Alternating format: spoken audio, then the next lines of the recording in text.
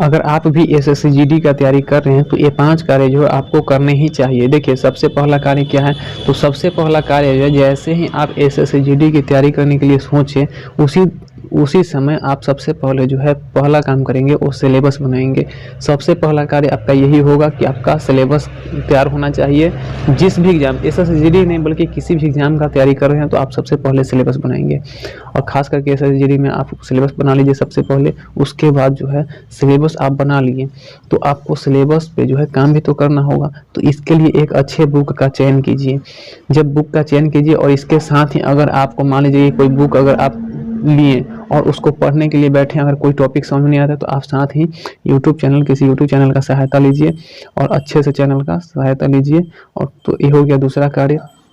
सबसे पहला कार्य मैंने क्या बताया कि सिलेबस का जो है सिलेबस बनाइए। उसके बाद दूसरा कार्य जो है एक अच्छे बुक या चैनल का चयन कीजिए। तीसरा जो कार्य होगा वो आपका रिवीजन होगा। ठीक है, रिवीजन एक बहुत ही महत्वपूर्ण रोल अदा करता है किसी भी एग्जाम के लिए। तो तीसरा जो आप लोग कार्य कीजिएगा वो आपका होगा रिवीजन। ठीक है, अब रिवीजन आप लोग कर रहे हैं तो साथ साथ क्या कीजिएगा, चौथा कार्य ये होगा आपका मॉक टेस्ट लगाना। तो रिवीजन कीजिए, साथ में आप लोग मॉक टेस्ट भी लगाइएगा। इससे बहुत ज़्यादा आपको बेनिफिट मिलने वाला है।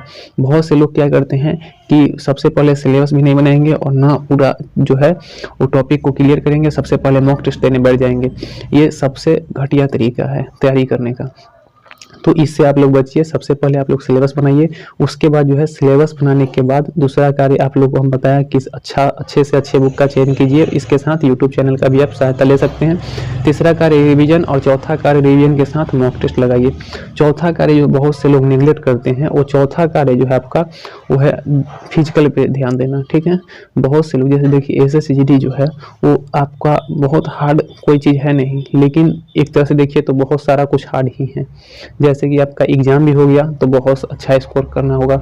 उसके बाद जो है आपका फिजिकल है, इसमें भी अच्छा परफॉर्मेंस करना होगा। इसके बाद आपका हो गया मेडिकल, तो इसमें भी अच्छा परफॉर्मेंस करना होगा। इसके बाद जो है आपका फाइनल मेरिट बनेगा, इसमें भी आपको बहुत सारा जो है लोचा रहता है।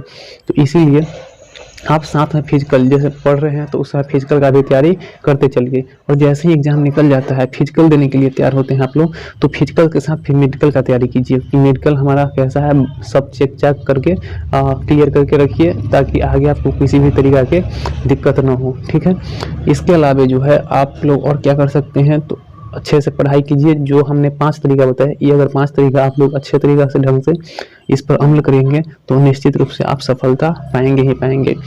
यही 5 बात जो है आप लोग को ध्यान रखना चाहिए। और ये सिर्फ एसएससी जीडी के एस्पिरेंट का ही नहीं बल्कि कंपटीशन के किसी भी एग्जाम की तैयारी कर रहे हैं तो आप जो है इस चीज़ को अप्लाई कर सकते हैं, क्योंकि सबसे महत्वपूर्ण आपका जो है वो सिलेबस ही है। सिलेबस आप लोग बढ़िया तरीका से कर रहे हैं तैयारी, और अच्छे से बुक का चयन करके अगर पढ़ाई कर रहे हैं, साथ में रिवीजन कर रहे हैं, उसके बाद आप मॉक टेस्ट दे रहे हैं, इससे बेहतर आपका कोई भी चीज़ नहीं हो सकता। तो यही आप लोग को आज की वीडियो बताना था। चलिए मिलते हैं एक अगले वीडियो में, तब तक के लिए बाय बाय, धन्यवाद।